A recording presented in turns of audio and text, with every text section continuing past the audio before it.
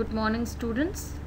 Today we will start our question and answer of the chapter The Snare. So the first part is comprehension portion, and in comprehension portion the first one is answer the following question. So in answer the following question, the first question is what does the person hear? मतलब कि इस poem में जो person था उसने क्या सुना. Here मतलब लिसन, सुनना. तो पर्सन यहाँ पे किसको रिप्रेजेंट कर रहा है? पोइट को. ठीक है. तो the person hears a sudden cry of pain. जो वो पोइट था, जो पर्सन था, उसने अचानक किसी की दर्द भरी रोने की आवाज़ सुनी. ठीक है. जो रैबिट की का पेन था, पेन में वो क्राई कर रहा था, वो जो पोइट था, पर्सन था, उसने सुना. What kind of cry does the rabbit make? Use 3 words to describe the crime. मतलब रैबिट किस तरह से रो रहा था, और वो वर्ड्स बताओ जो डिस्क्राइब कर रहे हैं क्राई को. इस पोएम में वो कौन से वर्ड हैं जो क्राई को डिस्क्राइब कर रहे हैं? The cry is sudden, painful and frightened. जो उसकी आवाज़ थी, जो रैबिट की आवाज़ थी, बहुत अचानक, बहुत दर्द भरी और बहुत डरावनी थी. फ्राइटेंड मतलब डरावनी, पेनफुल मतलब दर्द से भरी हुई. Now C1 is what does wrinkling means? What does it suggest? Wrinkling means, जैसे मैंने आपको पहले बताया था, रिंकलिंग का मतलब क्या होता है? स्कर्चिंग अप. मतलब स्कर्चिंग मतलब किसी चीज़ को सिकोड़ लेना. जब हम कोई चीज़ सोचते हैं या टेंशन में होते हैं तो हम अपने फॉरहेड पे हमारी एक पतली लाइन आने लग जाती हैं, वो होता है स्क्रंचिंग, सिकोड़ना. और दूसरा मीनिंग हो सकता है making lines appear on face. जब कुछ लोग ओल्ड हो जाते हैं तो भी उनके फेस पे रिंकल्स आने लग जाते हैं, दैट इज़ रिंकलिंग. पतली लाइन, फाइन लाइन्स हो जाती हैं, वो होता है wrinkling. Which part of the rabbit is trapped? मतलब रैबिट का बॉडी का कौन सा पार्ट फंसा हुआ था? ट्रैप्ड मतलब फंदे में फंसा हुआ था. हिज पास, रैबिट का पास फंसा हुआ था. पास मतलब पैर, पंजा. Which line tells us that the rabbit is hurt as well as scared? कौन सी लाइन बता रही थी कि रैबिट उसको बहुत तकलीफ थी, हर्ट था और डरा हुआ था? The first line of this poem, जो पहली लाइन है पोएम की, वो बता रही है कि रैबिट जो था वो बहुत दर्द में था और बहुत डरा हुआ था. In comprehension portion, the second part is these questions are more difficult. Discuss them first. Is the listener upset? Which word or phrase in the poem tells us this?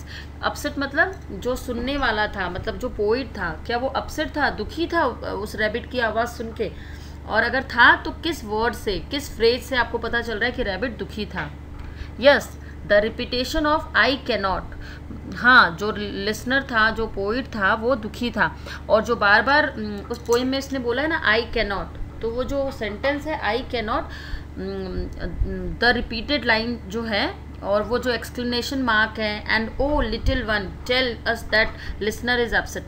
मतलब ये जो वर्ड जैसे आई कैनॉट है ना, उसके बाद ओ the little one, इससे पता चल रहा है कि वो जो लिसनर था वो बहुत ज़्यादा अपसेट था कि वो उसको बचा नहीं पा रहा है. ठीक है ना.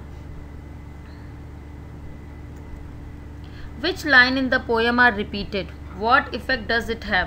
कौन सी लाइन पोएम में बार बार रिपीट कर की है और उसका क्या इफेक्ट हुआ है? But I cannot tell from where and I cannot find the place. कौन सी लाइन हुई है? I cannot tell from where, मुझे नहीं पता कि कहाँ से आ रही है, और आई कैनॉट फाइंड द प्लेस, और मैं उस जगह का पता नहीं कर पा रहा हूँ. ये जो लाइन है वो पोएम में बार बार रिपीट हुई है, और उससे क्या पता चलता है, वो क्या इफेक्ट डाल रही है? They convey that he is searching desperately. इससे पता चल रहा है कि जो पोइट है वो बहुत डेस्परेटली जो रैबिट है उसको डेस्परेटली मतलब बहुत ज़्यादा जिज्ञासा से उसको ढूंढ रहा है. Can you write out the rhyming scheme of the poem? Can you write the rhyming scheme of the poem? तो इसमें क्या rhyming scheme है पोएम की? फर्स्ट स्टेंजा 1 to 4 में जो दिया हुआ है वो A B A B B C B C and C B C D. Okay. The last stanza is odd line, जिसमें ओ करके दिया, O little one I can not find, वो ऑड लाइन है, उसका कोई राइमिंग पैटर्न फॉलो नहीं कर रहा है. Now the third question is answer these question about these lines from the poem. So आपको इस क्वेश्चन का आंसर जो लाइन दी हुई है उसमें जो क्वेश्चंस पूछेंगे उसके बेसिस पे करना है. Now I hear the cry again but I can not tell from where. Who is crying? The rabbit. The rabbit is crying. Okay. Why he is crying? Rabbit is crying because his paws is in a snare. जो रैबिट का था, जो पैर था, वो एक फंदे में फंस गया था, इसलिए रैबिट क्राई कर रहा था. What he is crying out for? Rabbit क्यों रो रहा था, किस लिए रो रहा था? ही इज क्राइंग फॉर हेल्प और ऑब्लिक एड. एड और हेल्प दोनों सेम चीज है. What does the poet do when he hears the cries? Poet ने क्या किया जब उसने क्राई मतलब रोने की आवाज़ सुनी? The listener can hear the cry of pain but cannot tell from where it is coming. The listener searches and gets more and more agitated and concerned. जो लिसनर था वो जब क्राई उसकी दर्द भरी आवाज़ सुन रहा था और वो बार बार उसको ढूंढ रहा था, लेकिन वो उसका पता नहीं लगा पा रहा था और बहुत डेस्परेटली उसको बार बार ढूंढ रहा था.